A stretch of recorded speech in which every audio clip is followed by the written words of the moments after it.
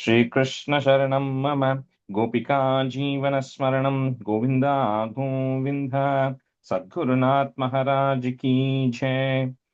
शुक्लां भरधरं विष्णुं शशिवर्णं चतुर्भुजं प्रसन्नवदनं ध्यायेत् सर्वविघ्नोपशान्तये नमो नमः सद्गुरुभ्यः सद्गुरुभ्यो नमो नमः नमो नमः सद्गुरुभ्यः सद्गुरुभ्यो नमो नमः सच्चिदानन्दरूपाय विश्वोत्पत्त्यादिहेतवे तापत्रय विनाशाय श्रीकृष्णाय वयं नुमः यं प्रव्रजन्तमनुपेतमपेतकृत्यं द्वैपायनो विरहकातर आजुहाव पुत्रेति तन्मयतया तरवोऽभिनेदुः तं सर्वभूतहृदयं मुनिमानतोऽस्मि यस्वानुभावमखिलश्रुतिसारमेकम् अध्यात्मदीपम् अतितितीर्षतां तमोन्धं संसारिणां करुणयाः पुराणगुह्यं तं व्याससूनुमुपयामि गुरुं मुनीनां योगीन्द्राय नमस्तस्मै शुकाय ब्रह्मरूपिणे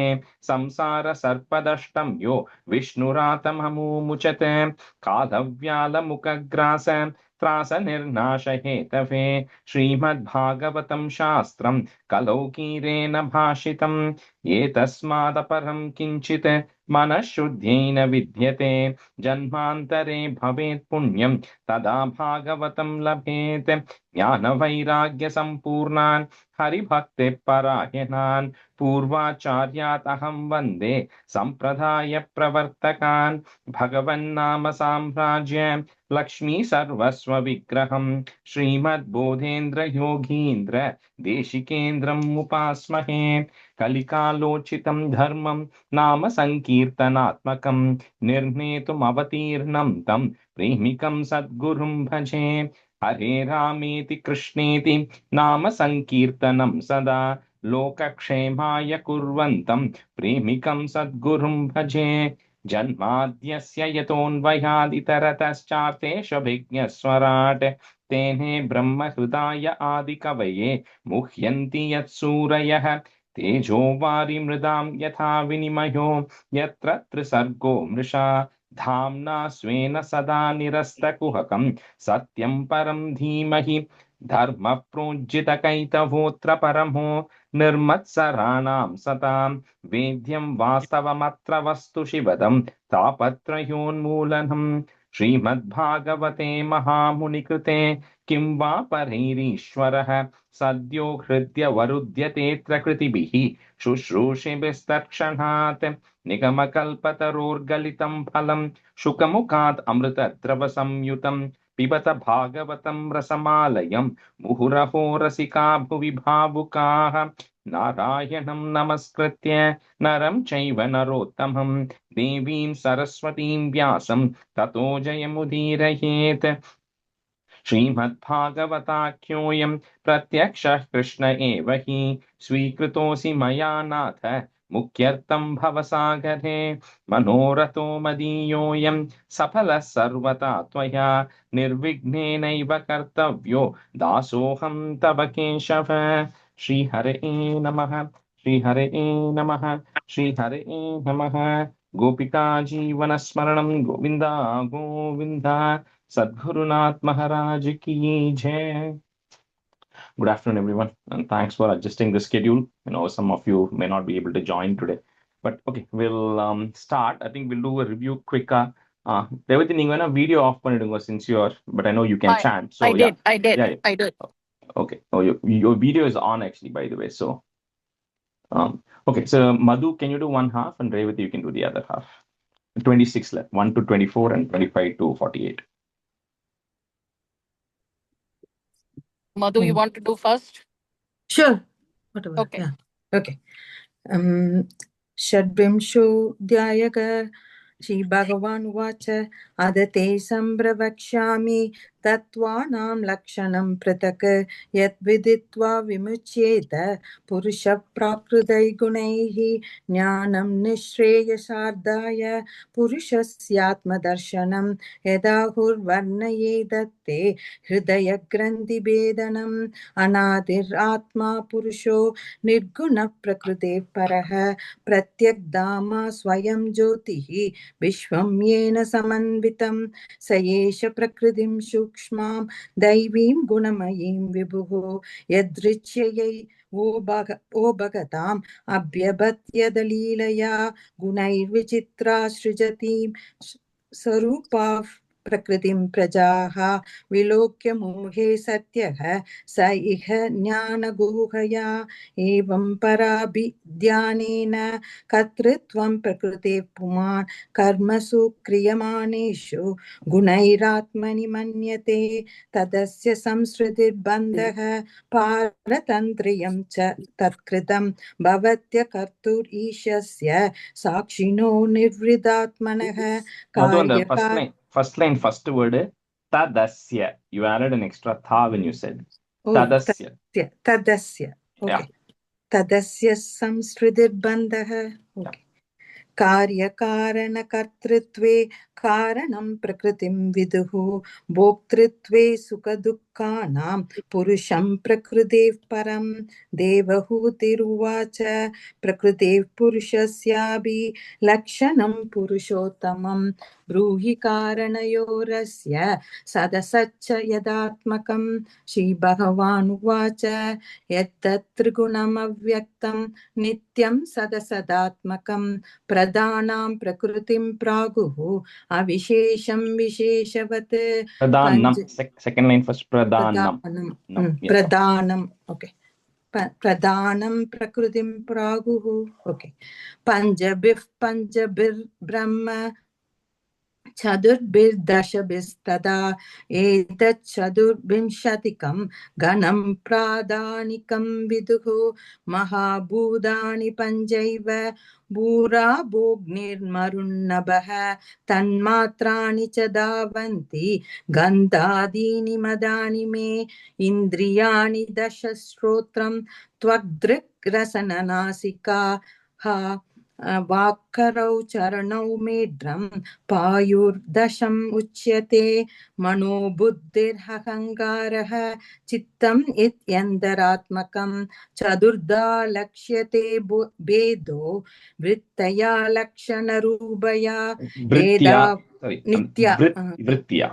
वृत्त्या ओके वृत्त्या लक्षणरूपया एतावान् एव संज्ञातो ब्रह्मणः सगुणस्य सन्निवेशो मया प्रोक्तो यः कालः पञ्चविंशकः प्रभावं पौरुषं प्रागुः कालमेघे यदो भयम् अहङ्कारविमूढस्य कर्तुः प्रकृतिमीयुषः प्रकृतेर्गुणसाम्यस्य निर्विशेषस्य मानवी षोड यदस्य भगवान् श्रेष्ठा यदस्य भगवान् कालयित्युपलक्षितः अन्तःपुरुषरूपेण कालरूपेण यो बहिः समन्वेद्येषु सत्त्वानां भगवान् आत्ममायया दैवाशुभिधर्मिण्यां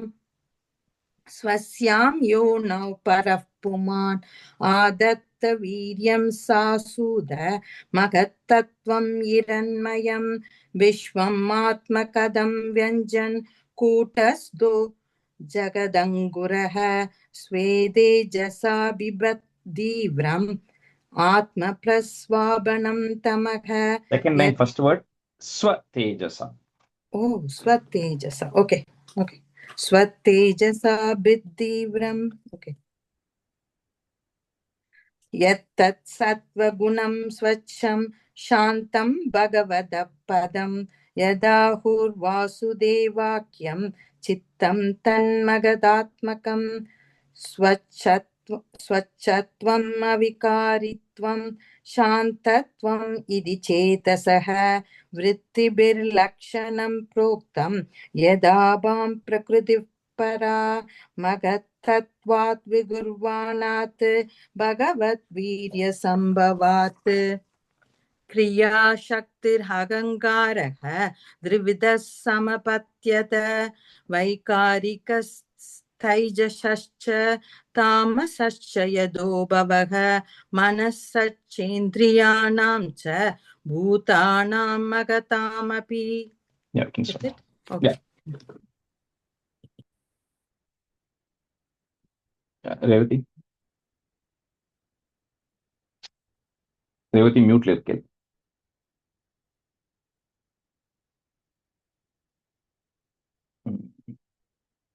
Revati, can you? Yeah. Can you hear me? Yeah, I can hear you now. Yeah. Okay. Sakasrashirasham sakshat yamanandam prashakshate shankarshanakhyam purusham bhutendriyamanomayam कर्तृत्वं करणत्वं च कार्यत्वं सेति लक्षणं शान्तघोरविमूढत्वम् इति वा स्यात् अहङ्कृते वैकारि अहङ्कृतेः वैकारिकात्विकुर्णवात् मनस्तत्त्वम् अजायत यत्सङ्कल्पविकल्पाभ्यां वर्तते कामसम्भवः. And the first line just before the comma, vikurvanat.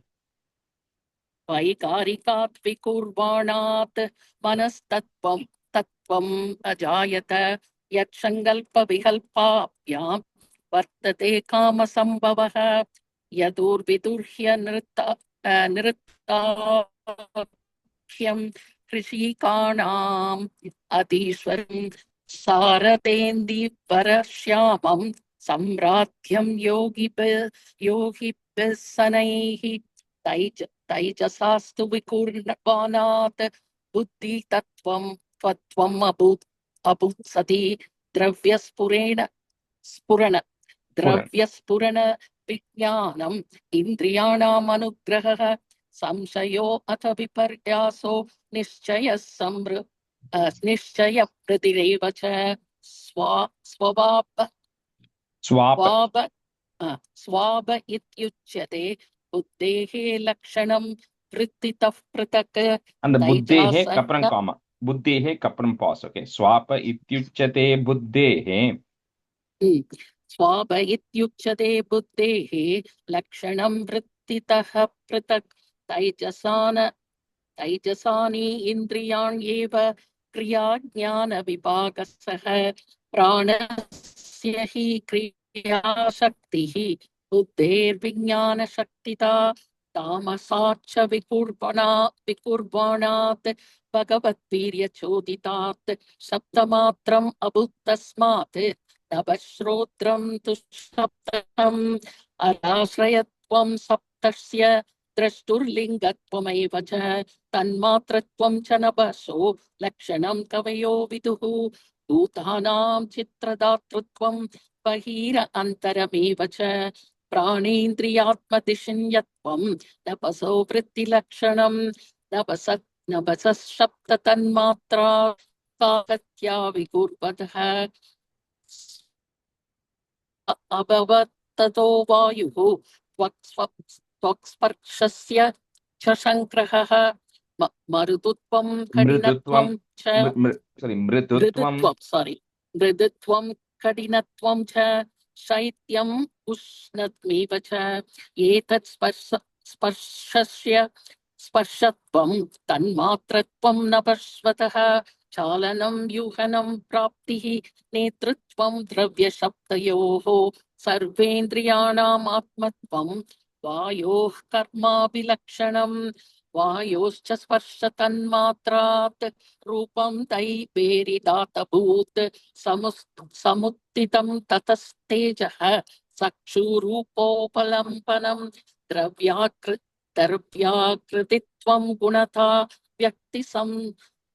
व्यक्तिसंस्थात्वमेव च तेजस्त्वं तेजसः सात्वी रूपमात्रस्य वृत्तयः द्योतनं पचनं पानम् अतनं हिममर्दनं तेजसो वृत्त्यस्त्वेताः शोषणं सुदृढ Shudridave. Shrutrideva. Shrutrideva cha. Okay. Soshanam Shudrideva cha. அதுக்கு the earlier part of the second line. Hmm. Vrittayas. Tejaso vrittayas tvetaha. Kitna of that? 20. Same line, just the second line. Oh, 40 the second. Tejaso Vrityas No. Tveteha. You are saying vrityas. It's vrittayas. Okay. Tejaso Vrittayas Tvetaha. Soshanam Shudridave. Shrutrideva. இல்ல ச இருக்கு அவங்களுக்கு ஆமா ச சுத்ரிடவே இருக்கு but ஸ்ருத்ரிடேவ சோஷனம் சுத்ரிடவே சுத்ரிடப இல்ல just listen to that word again. Shrut trideva cha. Okay. சோஷனம் சுத்ரிடேவ கரெக்டா? Okay. रूपमात्रात् विकुर्वाणात् तेजसो दैवचोदितात् रसमात्रम् अभूत् तस्मात् अम्बो जिह्वारसग्रहः कषायो मधुरस्तिक्तः कट्वं लयिति नैकथा भौतिकानां विकारेण रस एको विभिद्यते क्लेदनं पिण्डनं तृप्तिः प्राणनाप्यायनोन्दनं तापापनातो भूयस्त्वम् अम्बसो भृत्यस्त्विमाः अम्बसो भृत्यस्त्विमाः. No. I think the it and tha is coming. You're skipping the tha. Vrittayastvimaha. Right. Ambaso vrittayastvimaha rasamatraat vikurnavanat ambaso daivachoditaat gantamatram abhut tasmat prithvi kranastu gantah karam babhuti saurabhya santo kramladi pithak dravyavaya द्रव्यावयव वैषम्यात् गन्ध एको विभिद्यते पावनं ब्रह्मणस्थानं धारणं सद्विशेषणं सर्वसत्त्वगुणोत्पेदः पृथिवी वृत्तिलक्षणं नभो गुणविशेषोऽर्थो यस्य तत्स्रोत्रमुच्यते वायोर्गुणविशेषो अर्थो यस्य तत्पर्शनं विदुः तेजो गुणविशेषो अर्थो यस्य तक्षुर्मुच्यते अम्बो गुणविशेषो अर्थो यस्य तत्रसनं विदुः भूमेर्गुणविशेषो अर्थो यस्य सक्राण उच्यते. Yeah, I think that's where we stop. And the artho, when it is coming, you don't have to say the word anga because that S symbol is coming, right? In the 48 le. Tejo guna visheshorto. Okay. Visheshorto. Okay. Bhumer guna visheshorto. Okay. Visheshorto together. Okay. All right. Thank you. All right. Okay. So we'll get into the meaning. This is like a long chapter. So I was, debating what is the best way to explain this. And given the fact that it is 12:30 right after lunch for most, I know it's going to put you all to sleep because this is a very, very theoretical subject. So I created some slides because I thought it'll be easier to distract not just focus on your ears, but also focus on your eyes a little bit, right? So you won't fall asleep. And it's so this, let me just first share. And this also helped me to You're amazing, Rajeshri. You're just amazing. So it's also Totally helped me agree. articulate the thing properly. So hold on. Okay, so you're able to see the thing, right? Which says Canto 3 meaning. You're seeing that screen, right? Yes. Okay, because in the other screen, I'm looking at all of you here. So 1 second.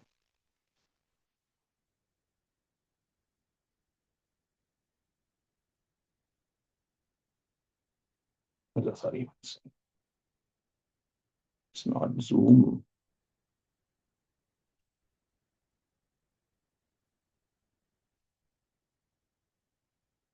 Okay.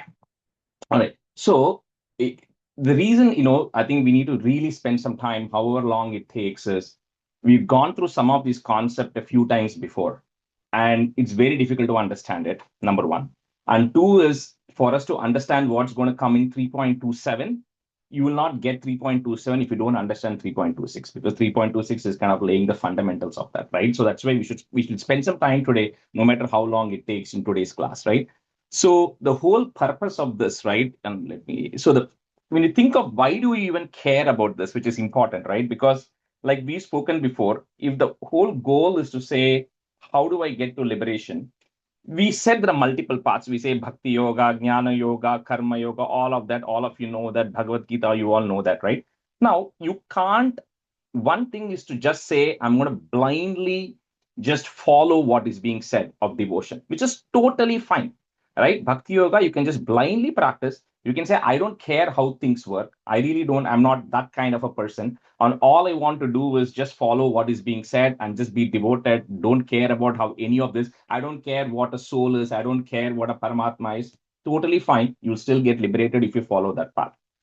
But some of them might be the other extreme, right? They'll be like, I truly want to know what is happening. I truly want to know who I am. And the Sankhya philosophy it's a combination of both, right? That's the beauty of it, right? It says that a person cannot be one extreme or the other extreme. All of us have an intrinsic nature to be able to understand things or try to question things, right? And to understand why certain things are. So that is this path called as the self-realization or Atma Darshanam, which is to say, to truly understand who you are and how you are different from the material energy, which we're going to go through in excruciating detail today, so that you will eventually come to the understanding that I'm not the body, right? And we all say that, right? I'm not the body, the soul is different, all of that stuff, right? But how do you truly start to feel that and start to realize that, right? That is the self-realization path, which is extremely important. Or you can go with Bhakti Marga, which is just focusing on that. But like I said, is majority of the times, it is going to be a combination, right?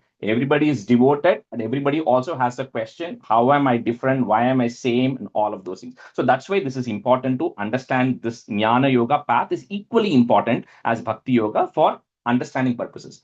Now, if we have to understand the jnana yoga, why do we have to talk about all this prakriti and tanmatram and panchabhutam and the jnanendriya and the karmendriya and all of these things around prakriti? The reason it is important is, first you have to understand the building blocks of how things are. Once you understand the building blocks and the framework and the structure of how things are, then when we say don't touch it, then you will get it, right? One simple example, I was just thinking through this, is if like really old people are there and they want to send a message, right? One thing is they can just tell their grandkids, go send an email to somebody, and the email is still going to get sent. The person is going to get the message. But if you truly understand how things work, okay, I have to go to a computer, I have to go do this, you follow that, then you'll be able to better relate to it, right? So really understanding this jnana margam will help you understand and become more stronger in bhakti, because it will tell you that the bhakti is the easy path to get to the liberation, given the structure of everything that is there, and to help you also understand it, right? So today, we'll kind of cover some of these things, because the Sankhya in the 27th chapter, when we go, it talks into how the individual soul gets into bondage, how you can entangle yourself. But to understand how the soul gets into bondage and how to free, you need to understand what the soul is, number one, and you need to understand what it is going to get hooked into, which is the second. So today we are really going to cover those things, right? Who are you as a soul, and what are the material things, the prakriti to which it is going to bind itself to. So once you understand these two, then when we say do not bind yourself, you know what to unbind yourself from and why, right? So that is a general context of how we are going to go through this, right? Okay, so first we'll come to a few definitions, right? And we've defined some of these things before, but I'll kind of go through it again. So the word Purusha, when it is being used, right? Purusha does not mean male, right? So Purusha really means is a supreme being or the supreme soul. Also, we refer to it as a Brahman, right? In a lot of contexts, it also means the Brahman. But in Sankhya philosophy, it is called as Purusha. But in the Upanishads, it's called as Brahman. It actually means the same thing. And in the stanza 3 of 3.26, it defines the characteristics of that Purusha. It says that it's anadhi, it has no beginning or no end. That means it does not have a starting point of when it is there, when it is not there.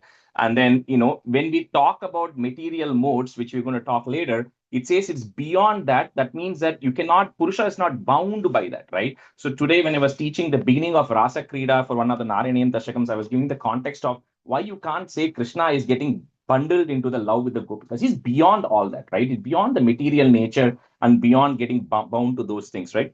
Then it is Pratyak Dhama means he's perceived everywhere. It's not like he's, and the same as Sandranandava Bodhatmakam, first stanza of Narayaniam, right? It says he's there everywhere and he's Swayam Jyotihi. And what that means is a moon, we can see the moon because the sunlight is falling on the moon, right? Otherwise, you can't see the moon. So the moon is lit by the sun.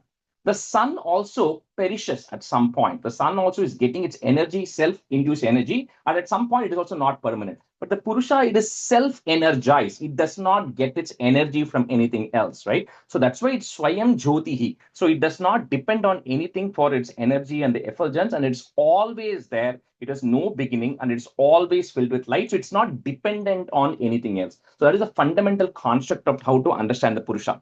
Now, Prakriti, and we'll go through what a Prakriti is, but everything else that you see, including your body, including the laptop I'm seeing, including the nature we are seeing, including the universe, every single thing that you are seeing today or feeling is Prakriti, is material nature. It is just what nature is, right? So every single thing, there's nothing other than the Purusha which is not Prakriti.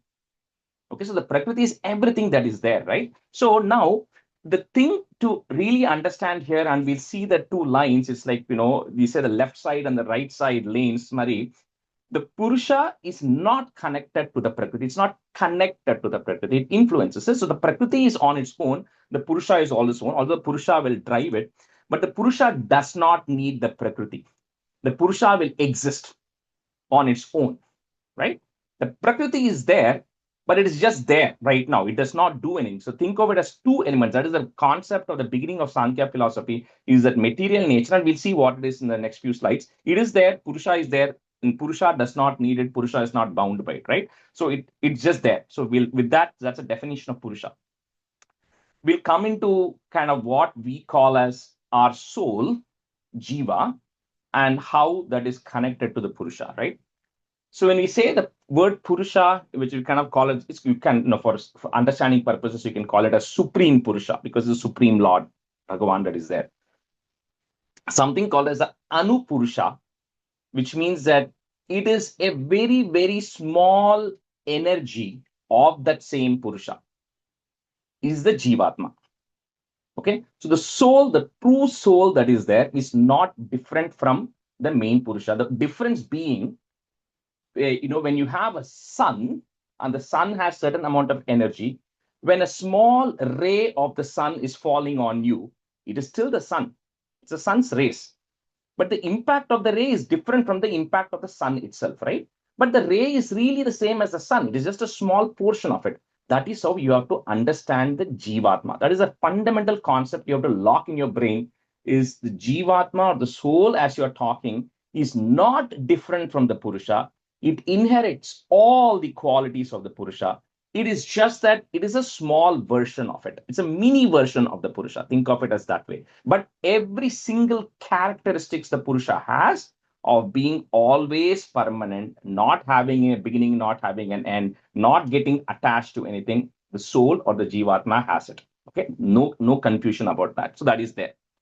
Now, the problem that actually, we'll see how it gets attached and all of that stuff, right? The body that you have, which is going to come from Prakriti in the next set of slides, right? The soul is independent of the body. The soul can exist independent of the body that you are seeing right now, right? When the soul is attaching or ingesting itself into the body, what happens is it begins to think, I am the body. And we'll see why it begins to think that, because it has multiple layers of coverings on the soul, which is going to make it think that.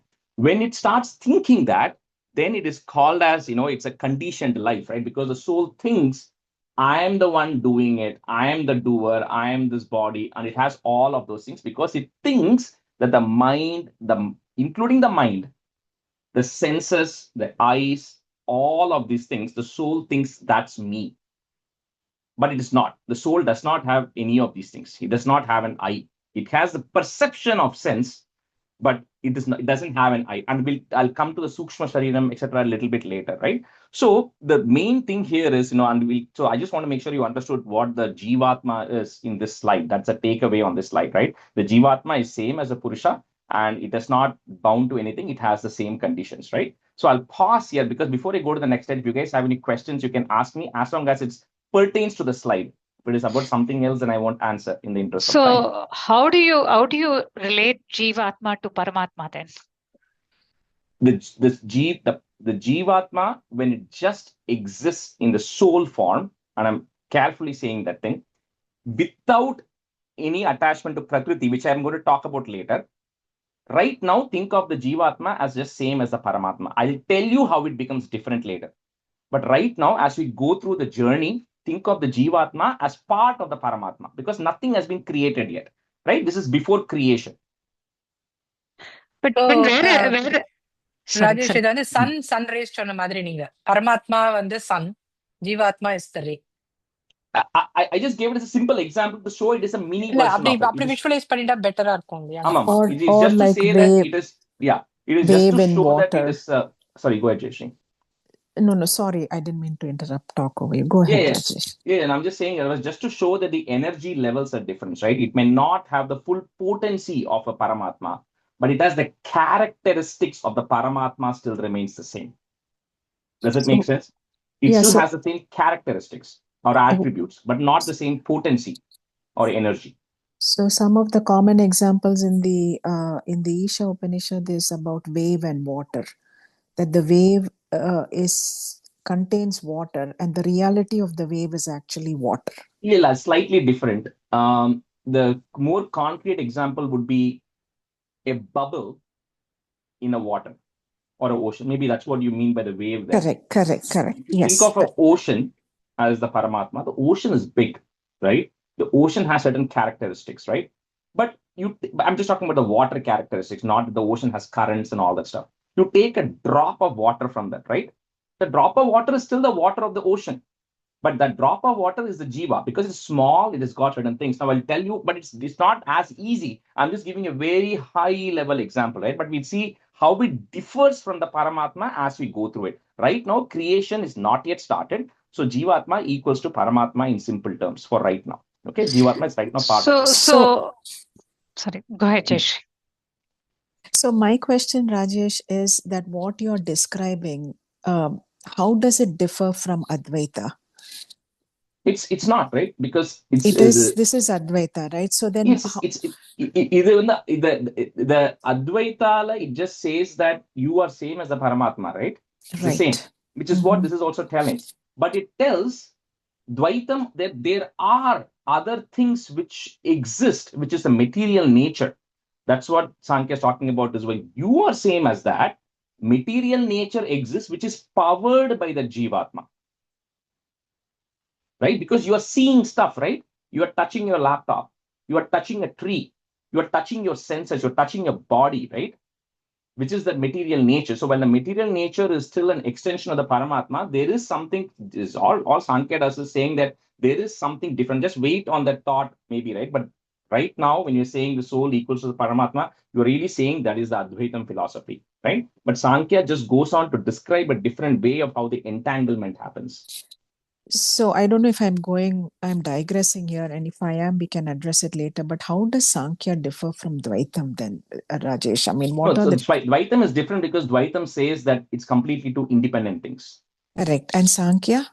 Sankhya says it is two things, but they are both dependent on each other with the influence of the Purusha. Got it. Thank you. Okay. Actually, Dvaitam na rendiliya, Dvai. Is that what it is? Dvaitam, the word Dvai itself, it like two, represents Correct. two. Yeah. Correct. Sorry, one question.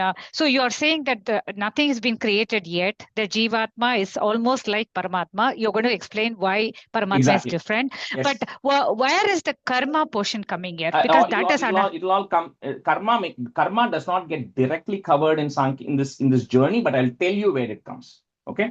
But it may not directly come in the creation. Okay. So what the Bhagavad Gita explains and what the lot of similarities. It's all the same, right? Yeah, it is at the end of the day, it's a self-realization. It's all the same thing, no difference, right? Okay, so we'll get into some other definitions because we're going to use those definitions, right? So we use the word Prakriti a lot, material nature, right? But even before Prakriti, there's something called as a Pradhana, right? And the Pradhana is everything that is going to be created. Every single thing that is going to be created is coming from some level of matter or energy, which is there, right? That is always there. It just exists in a subtle form, right?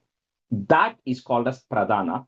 And that pradhana, like I had said earlier, it has got two characteristics. One is it's undifferentiated and unmanifested, and I put the definition there. Unmanifested just very simply means that it has the potential to become something, but it has not yet. Simple example is an apple seed. A seed, when you look at just a seed, what do you say? It is just a seed. It is not a tree. But the same seed, you plant it, it can become a tree, right? So that seed is one example. And then it's undifferentiated, means like the Play-Doh example or the clay example. It's just a block which is there.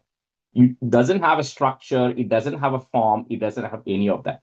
So it is essentially inert matter and inert energy, which is just sitting. That is called as pradhana, beginning. That's number one. That same pradhana, it will sit there for years and years till creation is going to begin. And the creation begins in a cyclical way. We already saw all of that stuff about, the pralayam and naimittika pralayam and prakritika pralayam, etc., right? So when the first time creation is happening at prakritika pralayam, then this pradhana is now ready to start becoming something.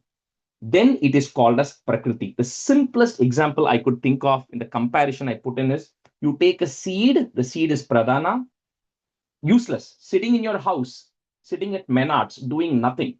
That seed you buy, you plant it in your house. Now you are telling the seed, start growing, right? When you plant the seed, then that is called as prakriti, because it is now ready to start doing something. It still doesn't do something. You just planted it. It still needs sunlight. It still needs water, right? So we'll come to that step later. Right now, you've planted the seed. So that is called as prakriti. And we're going to see how things are going to come from the prakriti, because only from prakriti, everything is going to come, right? Good with me so far, right? Okay. So from this prakriti, everything that we're going to talk about right now is going to come from prakriti. And I'll tell you step by step how this creation happens. But you have to always remember, as I'm talking through this, when I'm talking about prakriti, the Purusha is sitting on the side, okay, as just a witness, seeing and triggering things. The Purusha does not actually get attached to the prakriti, and I'll tell you what it means in a minute. So there are 24 elements, and all these elements, we'll see how it is going to come. So that is what, that's this whole Sankhya philosophy is saying. There are 24 elements of this pradhana, including the prakriti. And then there is a 25th element, which is the Purusha. So because it is defining in numbers, that's why it's called as Sankhya philosophy, right? It's just defining with numbers. But really, if you add all these things, the prakriti, and we'll talk through what is Mahat and Ahankaram and all that stuff. Mahat, Ahankaram, it's 4, 5 Jnanendriyas, 5 Karmendriyas, 5 Tanmatram, and 5 Panchabhutas. Adds to 24. All of the 24, you keep it on the right side of the equation, saying that is all pradhana, which is, and prakriti, what is coming in. Left side of the equation, you keep Purusha, which is the 25th. Now, the relation between the Purusha and the Prakriti and all of that is the core concept of Sankhya philosophy, which will tell you what the dependence is and how to unwind yourself from that, right? So that's why I said the Purusha is right now independent of the Prakriti. It is just sitting, right? And it is not influenced, it is not bound to it and all of that stuff. Now, here in the stanza 18 of this chapter, it says, when all these elements, the Prakriti is sitting, the Prakriti is doing nothing, right? Now, this Purusha, what the Purusha has to do is when the time comes, the Purusha has to inject the energy into the Prakriti to say, start the process. So like you sowed the seed, so it became Prakriti. It has to get the light from the sun. It needs water. It needs soil. The seed requires something to grow. That something that the Prakriti requires is the energy that the Purusha is giving the Prakriti. So Purusha gets injected into the Prakriti, so the Prakriti can now start the process of creation. So till the Purusha injects itself into the Prakriti is sitting in a dormant state, right? So the Purusha is absolutely, that is the one difference between the non-devotional Sankhya philosophy and the Sankhya philosophy. The Sankhya philosophy, which is taught by Kapila Muni, talks that Purusha is absolutely needed, that Bhagavan is there to inject that energy to drive the process of Prakriti forward. There is also a non-devotional version of that, which says that Prakriti, things happen on its own. It does not require a Purusha.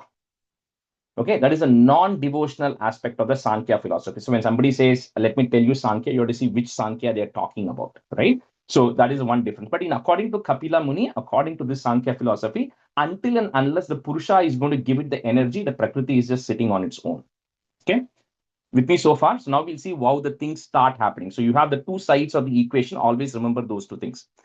So the first one, which actually comes as the seed starts sprouting, right? It cannot become a tree overnight, right? It has to grow. It first has to build the first sprout, then the barks has to come, then the leaves will come, then the fruits will come. So you think of that process in your mind, step by step creation that is happening. The first one which comes is called as a Mahat Tattva. So this Mahat Tattva, when we say universal consciousness, we all have the same consciousness, right? So this is not referring to the mind, that's different. The inherent consciousness which you have, which is we are all having the same consciousness, because this Mahat, which is getting created, from this Mahat, from all the universes which are there in the world, multiples of universes are all coming from that same material energy from which Prakriti is, from this Mahat is coming, and from there multiple universes are forming, right? So this Mahat across multiple universes, it is the same consciousness. That's why, and a beautiful definition here is this clear consciousness when it exists is called as Vasudeva, right? So when somebody says, we are all Vasudeva Kutumbam, it means everything, I'm not saying every person, everything that is there has consciousness inside of it. Even a stone has a consciousness inside of it. It is not as mature as you or me. Just like how somebody else has a higher consciousness than us, like a demigod has a higher consciousness than us, right? A sage has a higher consciousness than us. Similarly, a rock also has consciousness. And all of this consciousness in all of the universes are all connected. It is all coming from the same Mahat, right? It is all connected. Now, still remember, the soul doesn't have, this is all happening independent, right? The soul has still not attached to the consciousness yet. So don't mix let this process play out. I will tell you when the soul will come and join to create a being and all of that stuff. So this consciousness is there. So initially, like we said, all the jivas, if a soul now wants to hook on to that consciousness. Remember, the Prakriti is on the Purusha is on the left side. Your soul is there like a drop of water. If the soul now decides, I want to hook on to this consciousness, all of the souls hook on to this consciousness, we will all still think you and I are the same, because it's all the same consciousness. There's no differentiation. There is no identity. Everybody thinks we are the same. So as you are progressing, you start deviating away from the Purusha. Okay. So right now, if a soul attaches itself to the consciousness right now, to the Mahat, it will think that you and I are the same. We are same as Bhagavan. There's no difference between you, me, or the plant or the rock, right? So the people who are truly realized understand that this is the case. That's why they're able to see the same consciousness in everybody else. So this is the first thing which comes, which is the consciousness, right? Now, the second thing which comes is the concept called as ahankara. Now, this ahankara doesn't mean it means ego, individuality, but it doesn't mean like pride, like we say ahankaram, right? That's not what it is referring to. It is saying that it is creating the concept of individuality. Okay, because if all of us are the same, then we are all the same, right? But there's a layer of separation, right? So here, what this ahankaram is saying is this is the next layer, which is now beginning to say that the drop of water which I pulled from the ocean is now beginning to say, I'm a unique drop. Because Rajesh pulled me from the ocean, I'm special, and I'm a unique drop. I'm different from the ocean because I'm no longer connected to the ocean. That's what the drop thinks, right? So that is the next layer which is actually getting formed, which is this concept of ahankaram. And that's what is making everybody feel that you are actually unique. So I just drew a diagram here. The Purusha is the big block circle. The Jiva is, put it in this mode, wait. The Jiva is a small block which is actually sitting there. And if the Jiva attaches itself to the Mahat, it still thinks all of us are the same. But the moment you put a second layer of covering on the Mahat, which is Ahankaram, the Jiva now thinks I am unique. I am unique, but I'm still connected to everything. It still has this connection. It does not have this much of a separation, but it still thinks that I am actually unique. So this is how gradually the layers are beginning to get built, right? From the Mahat Tattvam, and then the Ahankaram is actually coming next, right? Any questions so far? The soul has still not attached itself to the Ahankaram yet, but the framework is getting built. So at any point, if the soul attaches, that's what is going to happen, but the soul has not yet attached to anything yet. So Rajesh, it's like the ahankara is like the Maya, right? So because the Maya is the one making us not realize that we are the, Jiva, we are all one the same. The Maya literally means just an illusion, right? So the Maya is not a physical thing, okay? The Maya or word even is an illusion. So the soul, because of the layer of ahankaram, so think of, I'm not wearing anything, I'm putting one layer on top, which is Mahat, one shirt on top, that becomes Mahat. I'm still feel I'm connected. I'm putting another shirt on top, which is the ahankaram. So when I get that second layer on top, I now am beginning to feel that I am unique. Okay, so it is just an illusion of thinking that you are unique, not that you are actually unique. So that is what is referred to as Maya. It's just the illusion of thinking that you are unique. So Virat and Mahat, are they the same? No, right? So Virat will going to come only later. Okay. So the Jiva manifests that it's unique once the ahankara comes in. Once the ahankara comes, and if the Jiva, not that the Jiva is hooking on to the ahankara yet, it's going to hook on much later. Naraya layers on the Jiva is going to hook on to it. But at this point itself, if the Jiva hooks on, it is going to think it's a unique Jiva. So every Jiva will also have the same. It's like I'm thinking like a production line, right? Every product comes out like the same, but the moment the ahankara comes in, each one thinks that they are different. They are different. That's exactly. It's like the same, the drop of water from the ocean. You bubble, you take another bubble. The first bubble thinks it's different. Second bubble thinks it's different, but they're all the same at this point, really. But they think they are different. That is the thinking of different is the Maya, is the illusion. Maya is not like it's just a material energy which is making you think like that. This ahankara layer is making you think like that. Okay, thanks, Raj. Okay. I think we'll have more clarity later, but yeah. Thank you. Yeah. Okay, so as this ahankara now itself starts branching out, because of like I said, from the prakriti, everything is going to come, right? So when this individuality or the ahankara, there are three gunas, right? You all know the sattvic guna, rajo guna, tamo guna. Sattvic guna is just clarity, purpose, very clear. Rajas is all the desire and the passion we have, and the tamas is more ignorance and anger we have. When the first concept of what is coming out of this is this individuality, because it has come, now it needs a mind to think, right? So the first thing, which is in a clear state of the ahankara, the first, and remember, again, I keep telling, there's no being right now, there's no human body. These are all concepts of frameworks of what are coming, right? The first one which actually comes is the mind. Because and it talks about what's the purpose of the mind. The mind is something which actually makes decisions for you, right? Should I do something? Should I not do something? Should I accept it? Should I not accept it? So your senses are just tools. Your eye is a tool, your hand is a tool, your nose is a tool, because all this information goes to your mind.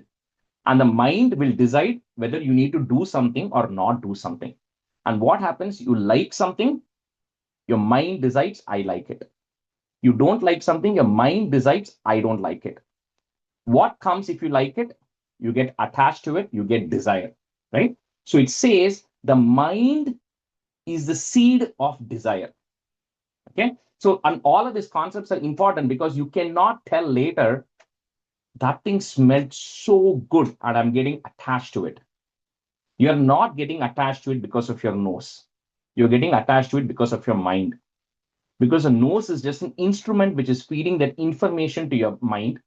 and the mind is saying, I like it and I don't like it. The mind is making the decision, right? And that's why it's important to understand who's the decision maker here. So you can then work that decision maker and not blame your nose and blame your eyes, right? Those are just tools. Your eyes will continue to see, your nose will continue to smell. You can't avoid that, right? If you like something or not like something, you can't say, I'm going to stop looking at something. You can't.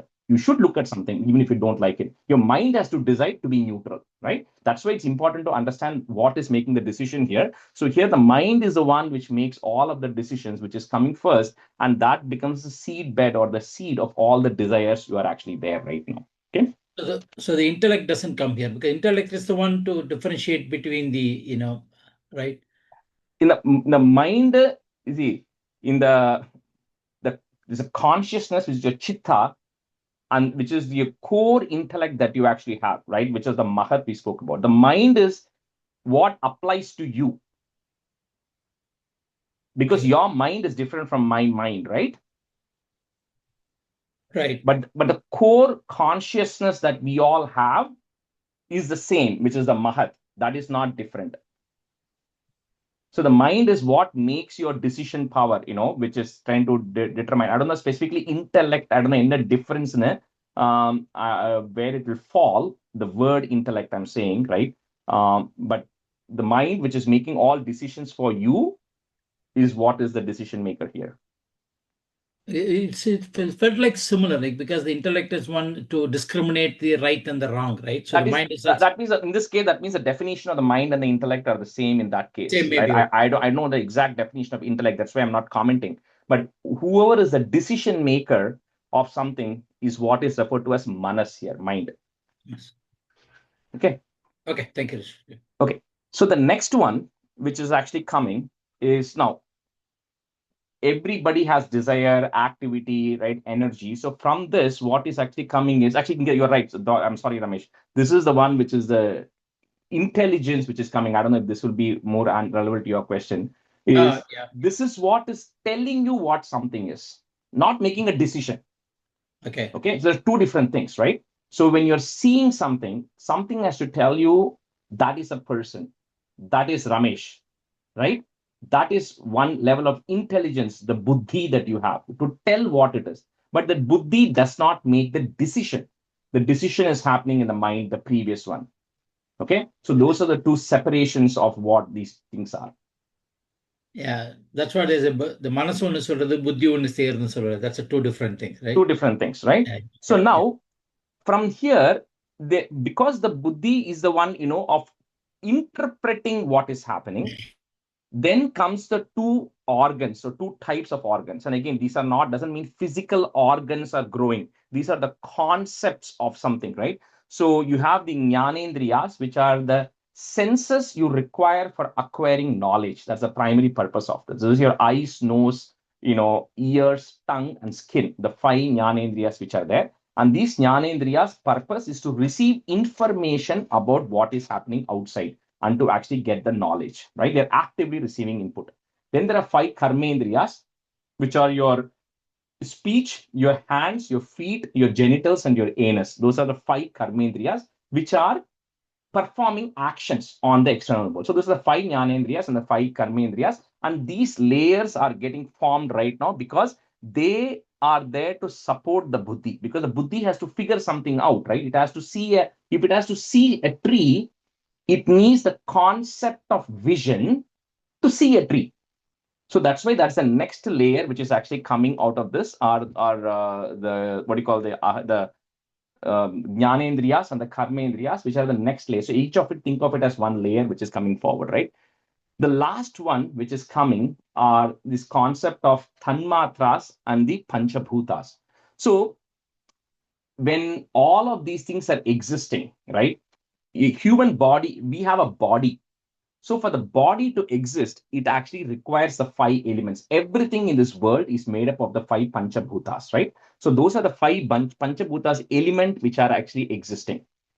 But even before the five panchabhutas are there are these elements of sound. And what this means is you have your eyes, you have your ears, but the ears need to hear something, right? So the concept of a sound, the concept of a touch, the concept of all of these things are getting formed next. Because until these are there, your Panchabhutas are going to come. So all these elements are actually required right now, because once these elements are there, then they can all exist. So once the first one that comes is the concept of sound, but once the sound comes, the sound needs a medium to traverse.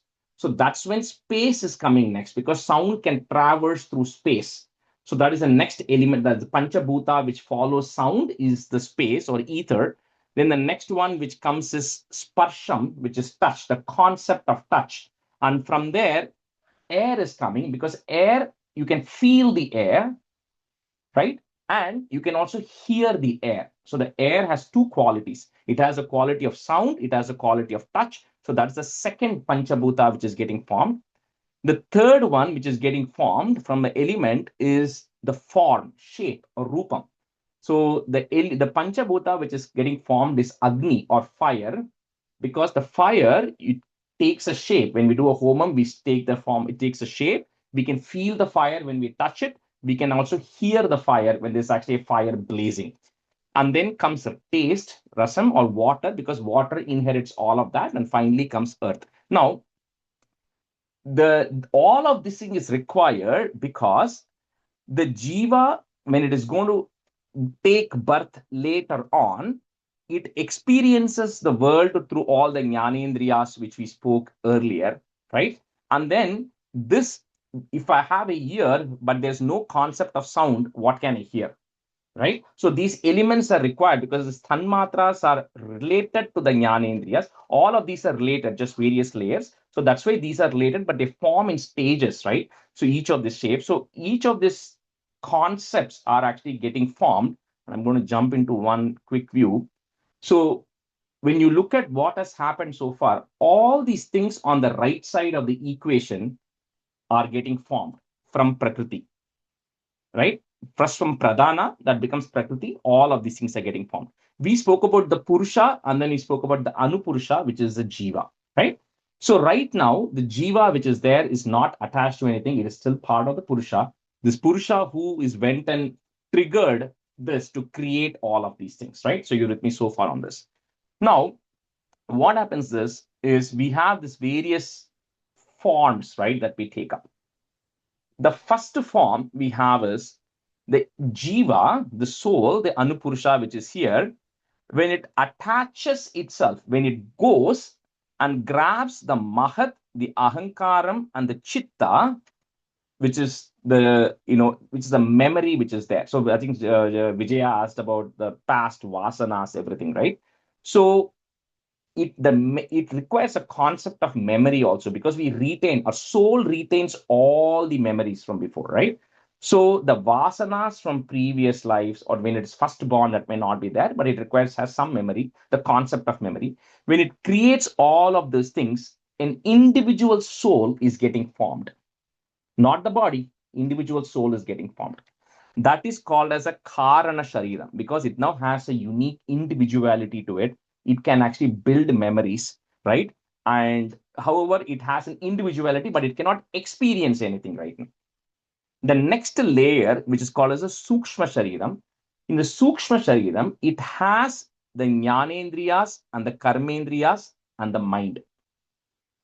And it has a life force which is there. And this life force, which is called as the pranas, is what is connecting that thing. It's attached to that sukshma shariram. So to think of it, as the best way to put it is, you are injecting life, right? So this when we die, when we say this panchabhutas are not there, because our body is made up of the panchabhutas, right? So when you die, the panchabhutas, your body perishes. You just burn your body, but I still retain all of those things, right? The jivatma still retains all of those things, because that's what it uses to go to any world it wants or go into a resting place. And it has a hook. That hook is a pranas which it has, because when the next body gets formed, it can use that hook and get into that body, and then it will now connect to that body. It's just like when you connect a TV to the power, all of a sudden the TV comes to life, right? And the electricity, which is the life force, is now turning the TV on. So that soul, which is really part of the Purusha, has all this knowledge, but the moment it actually attaches itself to the body, which has physical senses, physical attributes, the Jiva thinks, I am that body.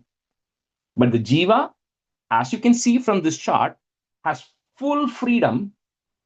I can burn this body tomorrow, and the Jiva will retain the core Jnanendriyas and the Karmendriyas, and it will still have the vital life force. It will still have the mind. It will still have the Chittam. It still has the individuality. It still has the consciousness. It has all of these layers still on top. It just does not have a body right now, right? So those are the various layers which are actually getting built.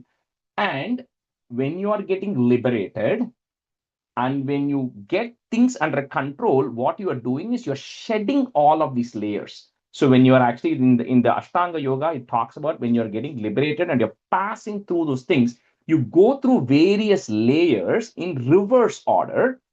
So you shed all of these layers you're building. And eventually, the core thing that is left is that Anupurusha, which is part of Purusha, and then you go merge into it, right? So you think of this equation of this Anupurusha going from left to right, where it first gets added a layer of Mahat, it gets a layer of Ahankaram, it gets a layer of Manas, it gets a layer of Jnanendriyas, Karmendriyas, Tanmatras, Panchabhutas, right? And the past karmas which are there. Karma is not getting created. It is part of the attached to the jiva anyways. So all the past karmas, memory, and all of those things, it is adding to itself. And when you start adding all these things to yourself, it is no longer what it started with, right? So it is like when you take a simple rice and then you make a biryani out of it, nobody will say it is rice, doesn't look like the rice anymore, because you added so many things to it that the rice thinks that it is biryani, but at the core, it was just a rice, right? So it forgets that, and it lives under the illusion that I have all these layers and so many things have come on top, that it forgets that it is actually this, which it has 100% freedom at any point in time. If you feel it, you can quit it tomorrow, but we don't feel it, right? So I'll pause here to see if any quick questions, and then I have few other, maybe I'll skip it for today. Shanti, go ahead, yeah. Rajesh, I just wanted to understand, you said something about tanmatras. What does that tanmatra mean? So tanmatram வந்து இந்த இதுல வந்து பாத்தீங்கன்னாக்கா, see, it is the element of sound. Okay, so you need a concept of sound has to be there. How does sound work? What is sound? What is touch? Right? So it is like the definition of, because if you're building everything from scratch, right? So think of it as there's nothing that is there, and you're building an entire universe. You need to have definitions or blueprints of things, right? Of saying there should be something called a sound. That sound needs an organ which can hear the sound. That sound needs a mechanism of how that sound is going to get transmitted. So it needs the ether through which it's going to transmit. There needs to be a concept of an ear which can hear the sound, and what happens to the sound. So all of those blueprint definitions are what are called as the tanmatras. Thank you, Rajesh. Okay, thanks. Rajesh, on the chart you are showing it in the order it was created, right? So the next slide, the right hand side, yeah, the Panchabhutas. So is it in the order, or it is just the attributes? It's in order. This is exactly the same order in which everything gets formed. Okay, in that case, Jnanendriyas and Karmendriyas, we are relating to the Panchabhutas, right? No. So the Panchabhutas are what physically forms my ear. Okay.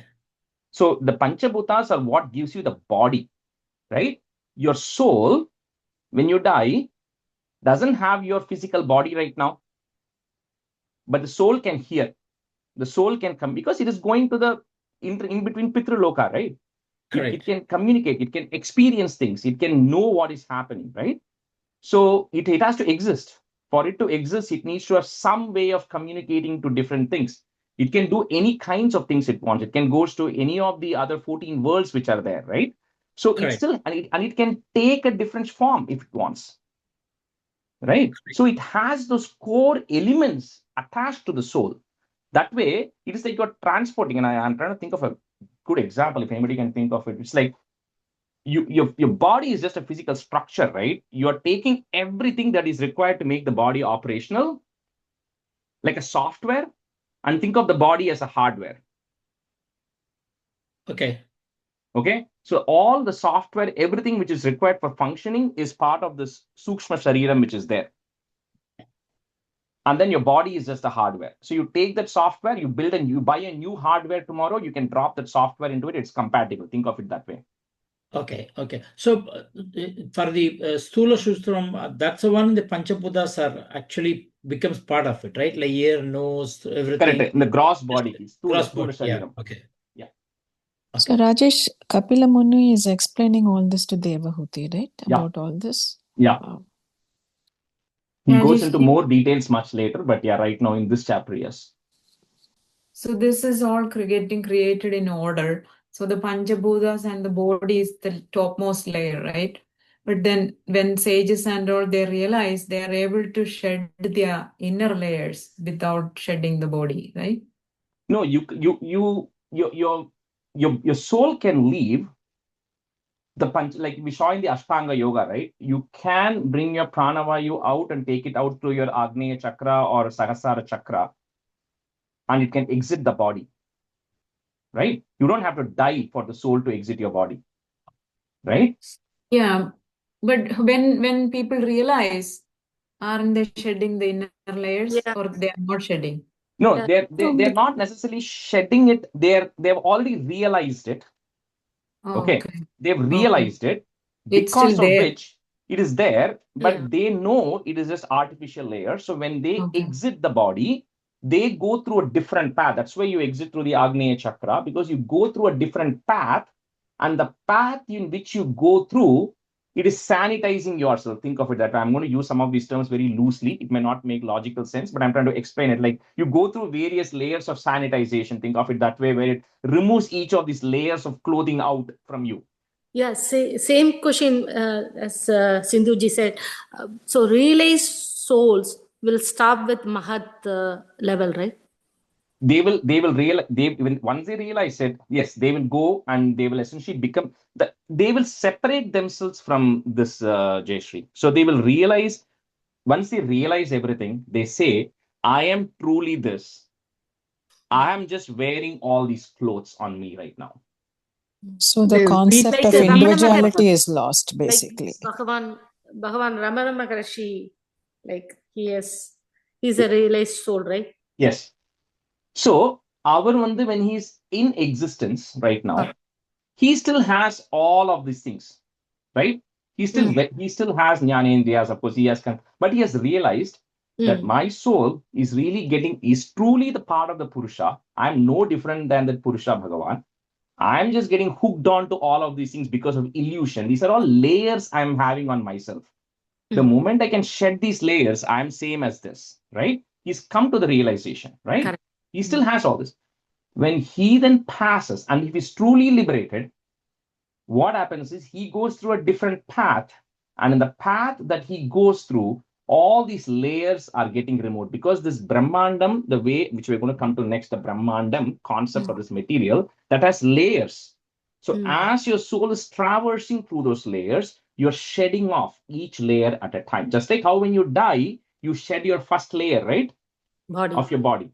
Yeah. Similarly, when you're getting liberated, you go through different things. So think of it as 6 more deaths you need to have, right, of your soul, which is like shedding off each layer. And that then eventually gets you to become part of the Purusha, and then you merge with it.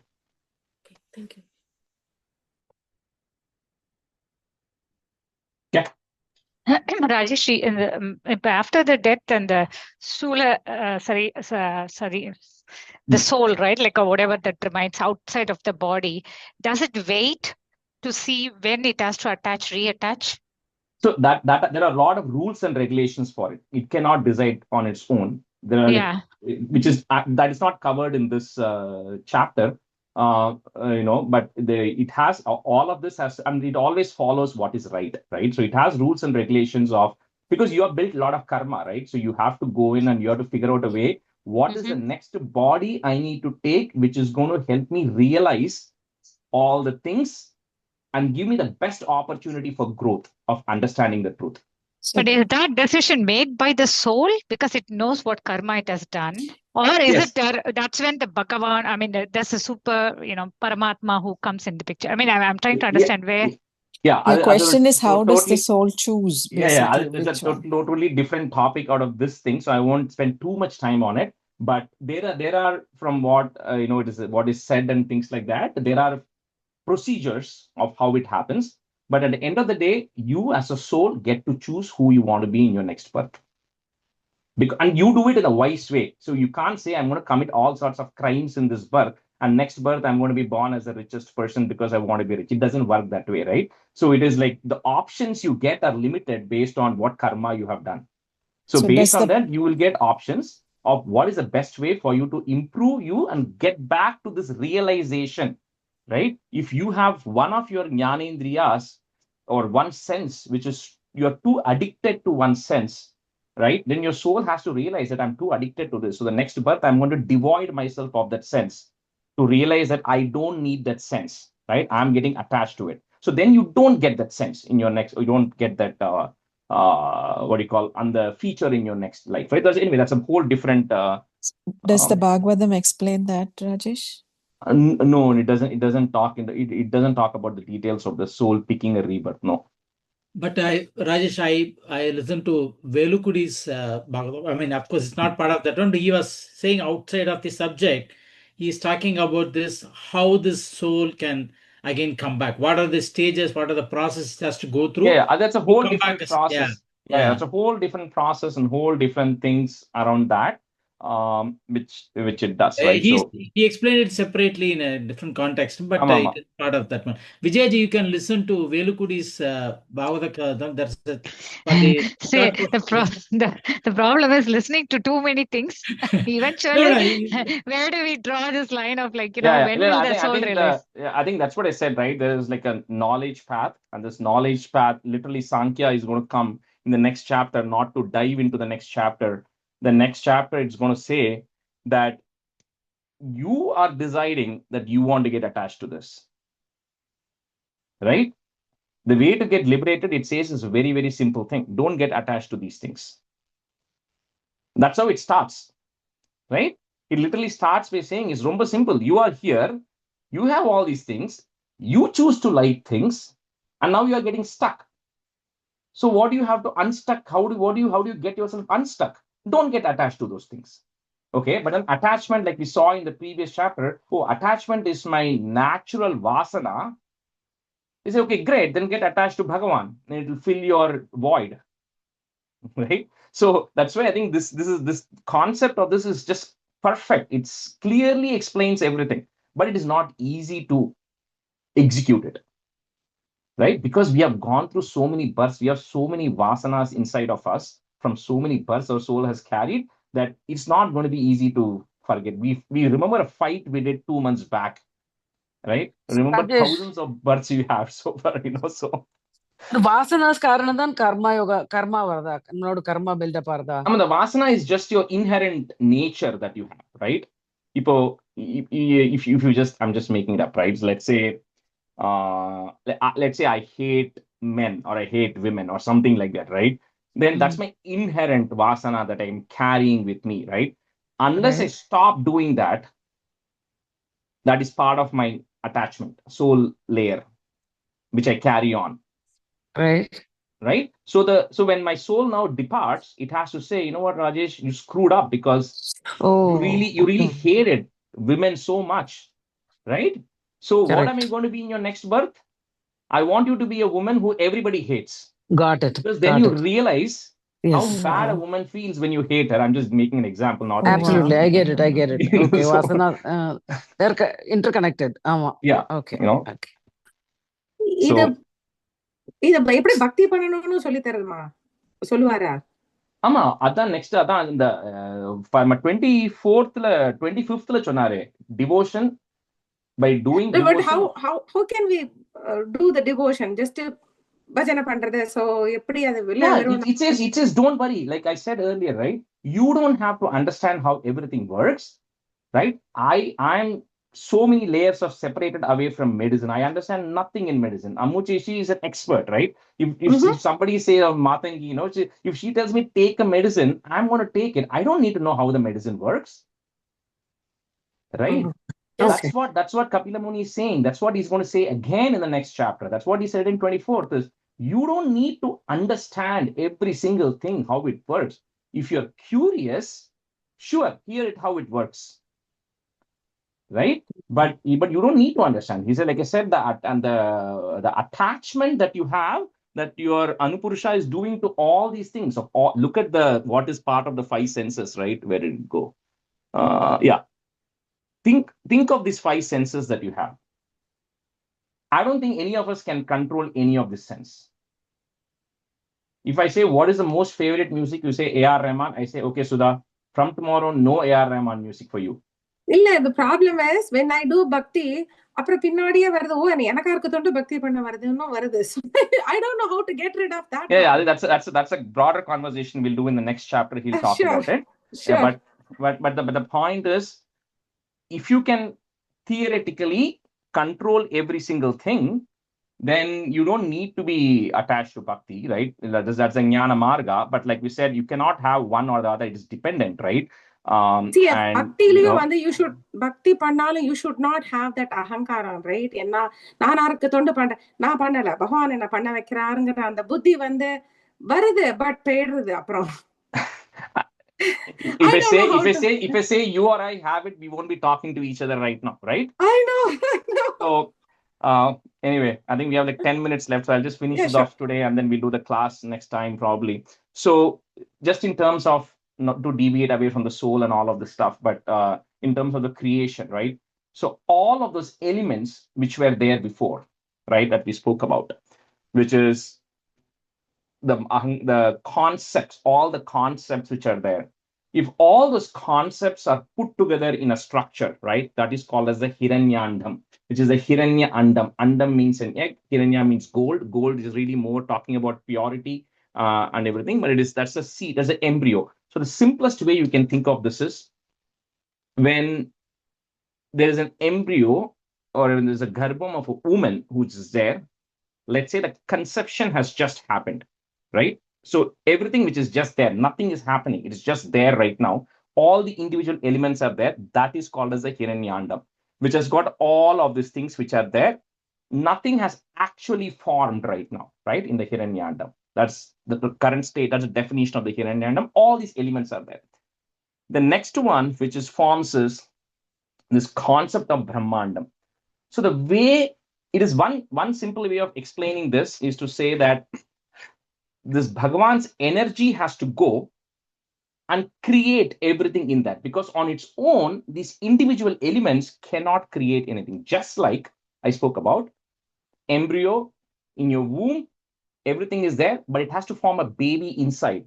So there are certain things that has to happen for a baby to form inside your womb, right? Hands have to come, legs have to come, eyes have to come. So there's some energy which is going in and reactions, whatever is happening. I'm not I'm not on the medical side, but something has to happen for the baby to be formed, right? Apply the same concept. This Hiranyandam is there. It has got all the elements. This Purusha injects another set of energy, which is then going and creating all the 14 worlds which are actually there, and everything that is there. And it can create bodies. It has all the frameworks of everything that you are actually seeing. When that happens, that is called as the Brahmandam, that is a 14 universe. The way Bhagavatam explains it, just to relate to all of us, is it says, the Purusha enters into this Hiranyandam, lies in that Hiranyandam, the entire thing. First, the eyes of the Purusha come. When the eyes of the Purusha comes, everything related to vision is active in the Brahmandam. Everything shows up in Brahmandam related to vision. When the Purusha's hands show up in his body, everything related to the arms or everything that is associated with that is ready in the Brahmandam. That's how it goes. And there's a lot of like 15 stanzas we are going to see in this next class, in this 26, which talks about how from each of these parts of the Purusha is helping create the universe. But net, everything that was there in that egg is now becoming the 14 worlds, right? And that is actually getting ready. So that is how it talks at a very high level of how these various layers of the universe is actually getting created. And then last, it will talk about how each of them are there, but they are not, all active. And that's when they go to Purusha. That's when they do a prayer. Like we saw earlier, when Brahma was telling to Narada, we did all these devatas doing a stuti, where they say, okay, all these elements are there. We don't know what to do. That's where this Purusha is injecting himself. And then he's actually creating all of these various parts and everything, right? That is equivalent to the baby getting formed, right? In the womb. And then we said, and then eventually a soul has to enter. Similarly, the Purusha himself enters into it, breaks it all up into the 14 worlds. So it says at net, it says nothing happens without Bhagavan injecting himself at every step of the way, right? Without that influence, nothing happens. That's why, going to my first point, where I said this Purusha absolutely influences this every step of the way. Without this Purusha's energy and without this Purusha's involvement, none of this would happen. But the Purusha is outside of it as well, independent of it as well. The Purusha is inside every single structure, every single piece. Because you remember we said that Paramanu, the smallest element of material nature, has the God energy inside of it. There's nothing that exists without that God energy. And so all of these things which are here, the Purusha is inside of it. The Purusha is also outside of it, independent of all of those things. So that is the core base of the Sankhya philosophy, which next time he's going to come in and say, you are part of Purusha. You are outside of all of these things as well. You feel you are inside all of this, just like how Purusha is inside of it. Always remember, you are independent of all of this. None of this thing is connected to you, right? That's the takeaway. But the first step for all of us is to maybe start at the bottom and realize that the body is not ours. We are not the body, right? That's the first step. Instead of trying to go figure out how can I free myself from Mahat itself, right? Which is going to take another 20 or 30 births, or who knows how many births, but So anyway, we'll stop the class here. We didn't have time to go through the stanzas in Nikki, but we'll do it in the next class. Next week, I'm out. I'm in Toronto. So next week, we won't have a class. Okay. Thanks, Rajesh, for this beautiful It was explanation. beautiful. Thank you so much, Rajesh. PowerPoint எப்ப whatever கிடைக்கும்? I knew. So I'm sure எங்களுக்கு there's எப்ப more to it. கிடைக்கும்? ராஜேஷ் எங்களுக்கு கிடைக்குமா அந்த PowerPoint slides I'll send கிடைக்குமா? it to you. Yeah, absolutely. Oh, Thank you so much. And thanks for Thank you putting so all much, the Rajesh. time and effort to explain. It The was dedication, phenomenal. Rajesh. Amazing. Phenomenal. It also Just helps one me word. helps me also internalize, Wow. right? So இந்த மாதிரி Actually, Rajeshri, ஒரே ஒரு சின்ன help. இத எப்பயாவது, I don't know which class, if you can, இப்ப இந்த கான்செப்ட வச்சுண்டு if you can explain இந்த பல துவைத்தம், அத்வைத்வம், அப்புறம் இந்த மத்த எல்லா இதுக்கும் என்ன வேறுபாடு இருக்குன்னு மட்டும் ஹை லெவல்ல சொல்ல முடியுமா உங்களால? ஏன்னா இதுதான் கான்செப்ட்னா ஏன் இவ்வளவு வேறுபாடு? ஆல்ரெடி கான்செப்டே கஷ்டம். On top of it, all the different because of preferences, Vijaya, because of preferences, right? Like if you just think of, I'll give you one simple example. Krishna Avataratli, you're going to see that people relate to Krishna in like 100 different ways. Why? Right? Andal wanted to marry Krishna. The Gopikas were in love with Krishna. Somebody else wanted to be in a physical union with Krishna. Somebody hated. Somebody wants to be a friend. Why? Why can't everybody have the same relationship with Krishna? Right? Because each one has got various things built over so many births that, like we spoke about, inherently your vasanas, everything, your karma, everything is so different that you're deviated so much away from the core, the Anupurusha that we are talking about, right? So you can't have one way of trying to get to the destination. You can have several ways of getting to the destination. And another, they talk about the Bhakti Margam, Jnana Margam, Karma Yoga Margam, Ashtanga Yoga, all of those things, because it depends on what you want to do. Somebody might say, I want to do Ashtanga Yoga, right? And we may not be able to do it. See, right? The main thing is I understand why we need it. the problem I'm saying is like, because we are born with certain, we all come with a certain family and ancestors background, right? So like we are trying to seek this knowledge from various ways. Earlier on the money, I'm trying to connect myself to my grandparents and older ancestors, right? They had some guru who could kind of lead them on that path. Now what happens is I am also trying to understand from this. I'm also trying to listen to something else. So first of all, I'm not sure about my own, where I was born. That that branch, that knowledge itself is not very deep. So I'm confusing myself. That's what I'm feeling. I mean, I understand there's a lot of ways to reach the final destination, but in that process, I feel like that's totally fine. But the fact that you are even getting on it, you should think of it as you are moving in the right direction, right? Because you should think of it that way, right? You don't have the odds of, I'll talk about me, I won't talk about others. The odds of me getting liberated, this is so hard. This janmam is not going to happen. So you kind of have to at least lay the framework of improving for the next, right? So think of it that way, Vijaya. You don't need to...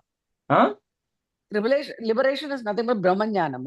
Yeah, we may not get it in this birth, right? So, Vijay, my point being that even if you're getting distracted or going all over the place, it's okay. It's not wrong, right? My point is you are still making some progress rather than making no progress, right? Mm-hmm. And we're all in the Bhagavatam class, so it's a process. It's a progress in itself. So another... I wouldn't worry about it, like it all builds. I always say that the 76th dashakam last stanza, evam bhakti sakala bhuvane nekshita na shrutava kim shastrayaihi kimiha tapasa gopikabhyo namostu. Simple. Uddhava said to Krishna, all the shastram, all this knowledge, all these tapas, all these vedams, all these things that people are doing, absolutely nothing compared to the devotion the gopikas had. Oh my God. That thing is sufficient. You don't need to worry about it. But I'm only saying that because a lot of people may not want purely that. They will want to, I want to know who I am. I want to know why I'm suffering. I want to know why all this happens to me and not to others, right? We all have those questions. If you want to have those questions answered, you have to understand the complexities of it. If you want to say it doesn't matter what happens, I'm going to move forward and be devoted, you don't need to understand any of the mechanics of how it works. Bhakti and surrender, basically. Exactly. That's what will happen. Anyway, we'll end the class today. Om Shri Hare Namaha, Shri Hare Namaha, Shri Hare Namaha. Gopika Jeevana Smaranam Govinda Govinda. Sadgurunath Maharaj Ki Jai. Kahena Vacha Manasendriyerva Buddhyatmana Va Prakrute Swabhavat. Karomi Yatyat Sakalam Parasmai Narayanaiti Samarpayami. Thanks, Thank you, Rajesh. Thank you, Rajesh. Thank you. Thank you. Thank you so much, Rajesh. Bye.